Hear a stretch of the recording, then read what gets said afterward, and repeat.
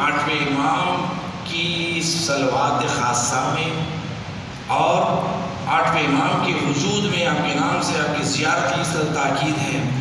وحید خراسانی، آیت اللہ وحید خراسانی، آپ جانتے ہیں کہ اس وقت وہ 100 سال کے اوپر ہو چکے ہیں، تقریباً 110 سال کی آپ کا سن ہے، مگر ابھی بھی آپ کی مرجعیت ہے اس وقت، جو آپ اللہ انہیں صحت کاملہ عطا فرمائیں، طول عمر عطا فرمائیں۔ یہ اہل بیت کا معجزہ ہے، جو انسان 100 سال کے اوپر ہو جائے اس کا ذہن، حضور ذہن اس وقت ہو کہ تمام فقہ احکام شرعی کو بتائیں۔ آپ دیکھیں یہ معجزہ ہے، انسان صحت سلامتی کے ساتھ رہے۔ سب سے بڑی سلامتی ہے اس کے ذہن کی، اور یہ ذہن جبھی سلامت رہتا ہے کہ جب صراط مستقیم پر ہو، صراط مستقیم پہ۔ وحید خراسانی کہتے ہیں کہ میں مشہد کے مدرسے میں تھا، مدرسے حسن نامی مدرسہ تھا، جہاں 20 سال میں آیت اللہ حبیب اللہ گلپائگانی کی شاگردی میں تھا۔ آیت اللہ وحید خراسانی نقل کر رہے ہیں کہ ایک مرتبہ، اور یہ حبیب اللہ گلپائگانی مشہد میں مولا کے حرم میں مسجد گوہر شاد میں انہوں نے 40 سال نماز پڑھائی۔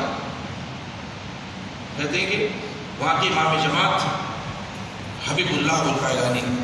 ایک مرتبہ بیمار پڑے تو کہتے ہیں کہ تہران کے دواخانے میں انہیں شریک کیا گیا، اور دواخانے میں شریک ہوئے تو انہوں نے 8 امام کی طرف رخ کر کے، مشہد کی طرف رخ کر کے انہوں نے کہا، مولا میں 40 سال آپ کے حرم میں نماز پڑھا، نماز شب پڑھا، نوافل پڑھا، سجدے کیا، پیشانی آپ کی بارگاہ میں ٹیکا، 40 سال میں آپ کی خدمت میں رہا، خادم بنا رہا، مولا میری بیماری ہے، کیا آپ مجھ پر لطف و کرم نہیں کریں گے؟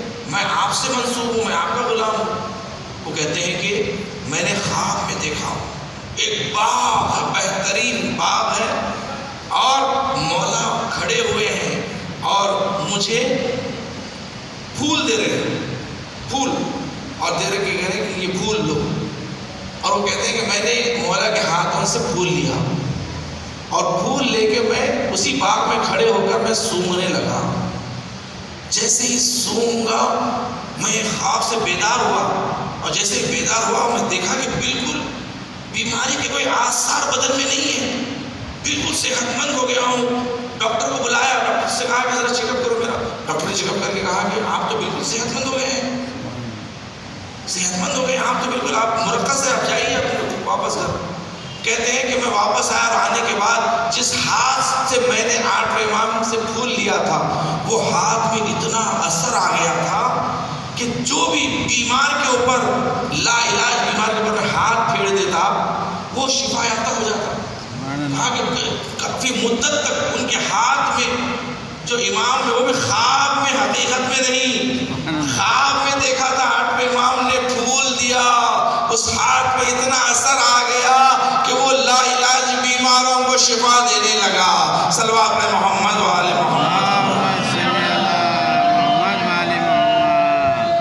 محمد و آل محمد۔ یعنی کتنی تاثیر ہے اہل بیت کی شفاعت کہ انسان دیکھیں اہل بیت سے متصل ہو جائے نا، کس قدر شفاعت اسے مل جاتی ہے، کس قدر آثار اسے مل جاتے ہیں۔ خود 8ویں امام نے کہا کہ من زارنی علی بعد داری، جو بھی میری زیارت کو آئے گا باوجود اس کے کہ میری قبر بہت دور ہوگی، دیکھیں بعد داری ہے، دیکھیں میری زیارت کو آئے گا، آتیتہ علی ثلاث مواطن احوالہن عظیمہ، میں اس کی زیارت کو آؤں گا 3 موقعوں پر کہ جس کے حالات بڑے سخت ہوں گے، بڑے ٹف ہوں گے۔ دیکھیں خود امام فرما رہے ہیں احوالہن عظیمہ، کہ بڑے سخت ہوں گے 3 مرحلے۔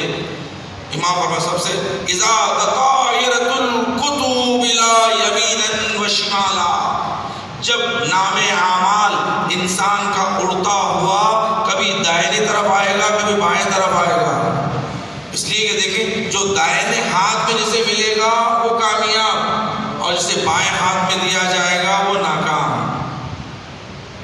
سورہ واقعہ اس لیے تو پڑھتے ہیں سورہ واقعہ. اصحاب الیمین و اصحاب الشمال السابقون السابقون. امام فرما رہے ہیں کہ جب اس وقت نام اعمال جب دائنی اور بائیں طرف پرواز کرے گا اس وقت میں آؤں گا. دوسرا فرمایا علی الصراط، پل صراط پر میں آؤں گا. میرے زائر کی مدد کے لیے میں آؤں گا پل صراط پر. اور تیسرا موقع جب اعمال وزن تولے جائیں گے. وَإِنَّ الْمِيزَانَ، عند المیزان، میزان میں ترازو میں جب اعمال تولے جائیں گے نا، جب اعمال رکھے جائیں گے اس وقت جب اعمال، اس لیے کہ اعمال اس لیے تولے جائیں گے یہ دیکھنے کے لیے کہ آپ کہاں بھیجا جائے، کس درجے کی جنت میں بھیجا جائے.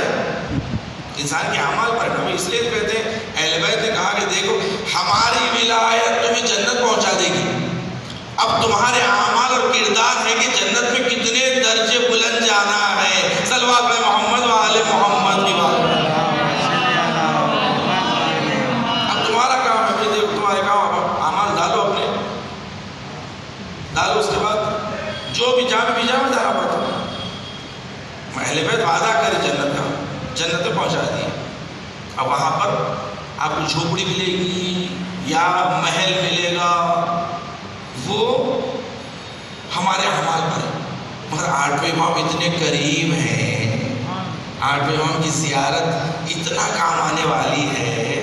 مولا فرما رہے اس وقت میں کام آؤں گا اپنے ظاہر کے لیے جہاں وزن کیے جائیں گے اعمال. تو ایک مرتبہ مولا کہیں گے یہ میرا ظاہر ہے، میری زیارت کو بھی اس کے اعمال میں تول دو. صلوات علی محمد و آل محمد کی بارگاہ.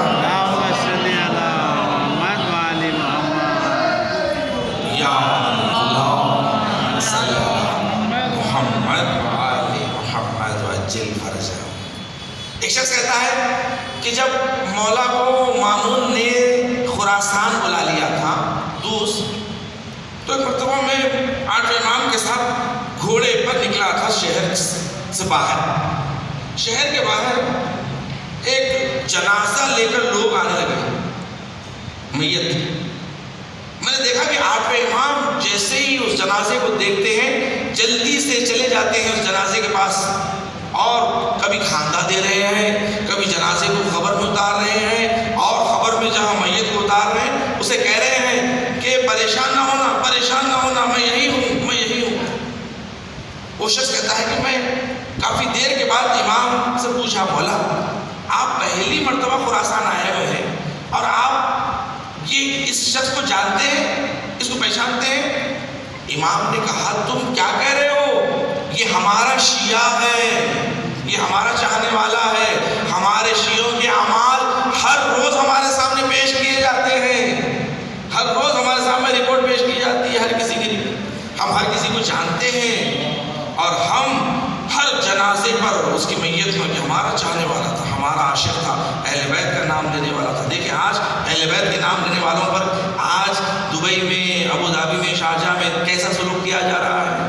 دیکھیے حالات بدلیں گے، تختے پلٹیں گے، آپ کا بھی امتحان ہوگا.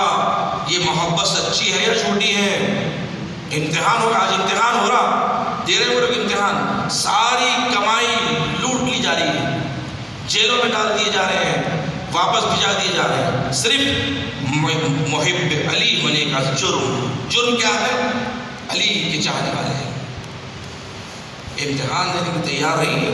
آج ایران امتحان دے چکا، اب دوسرے امتحان دے رہے ہیں. امتحانات آئیں گے، یہ عشق کا امتحان ہوگا. یاد رکھیے چین دنیا میں ملے، راحت عقبیٰ مل جائے، شدت عشق ملے، غم کا سلیقہ مل جائے. کاسر دل یہ حاضر ہے در دولت پر، فاطمہ آپ کی اولاد کا صدقہ مل جائے. پروردگار تجھے واسطہ محمد والے محمد کا. آج مولا آٹھویں امام کی ولادت کی شب ہے. پروردگار ہم سب کو مسجد مقدس کی زیارت نصیب فرما. زیارت کر چکا اسے بار بار زیارت نصیب فرما.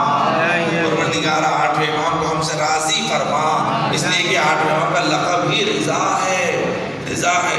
پروردگار آٹھویں امام کو اور ان کی جدہ کو جس کا لقب راضیہ مرضیہ ہے، پروردگار ہم سے راضی فرما، پروردگار ہمارے گناہوں کو معاف فرما، ہمارے خلیل عبادتوں کو ہم سے قبول فرما، پروردگار دنیا میں جہاں جہاں مومن مومنات ہیں التماس سے دعا کہتے ہیں، بالخصوص ہمارے مصلی ڈاکٹر کاظم صاحب کی رشتہ دار عزیز ہے ارحام زیدی، بیمار ہے، علیل ہے، اور پاشا بھائی جو اس وقت بیمار ہے، علیل ہے، ڈاکٹر نے جواب دے دیا ہے، وینٹیلیٹر کے اوپر ہے، ہمارے مصلی اور ان کے والد گرامی ہیں، پروردگارہ ان بیماروں کو مولا آٹھ کے صدقے میں شفا عطا فرما، پروردگار مقامات مقدسات کا تحفظ فرما، جنت البقیع کی تعمیر دیکھنا نصیب فرما، مملکت ایران مملکت امام رضا کی حفاظت فرما، مجاہدین کی نصرت فرما، امام زمانہ کے ظہور میں تاجیل فرما، دشمنان اہل بیت کو نیز تو نابود فرما، ربنا تقبل منا انک انت السمیع العلیم، بجاہ محمد وآلہ الطاہرین۔ شب ولادت ہے، اپنے مرحومین کے لیے، بالخصوص عبادت خانہ حسینی کے تمام بانیان کہ جنہوں نے ہمارے لیے یہ فرش مسرت اور یہ عبادت، یہ جانماز ہمارے لیے قرار دی ہے تاکہ ہم یہاں عبادت کر سکیں، اہل بیت کا ذکر کر سکیں، ان تمام بانیان جو دام درہم سخن قدم میں مدد فرمائے ہیں اس عبادت خانہ حسینی کی تعمیر میں، پروردگار ان کے مرحومین کے لیے فاتحہ۔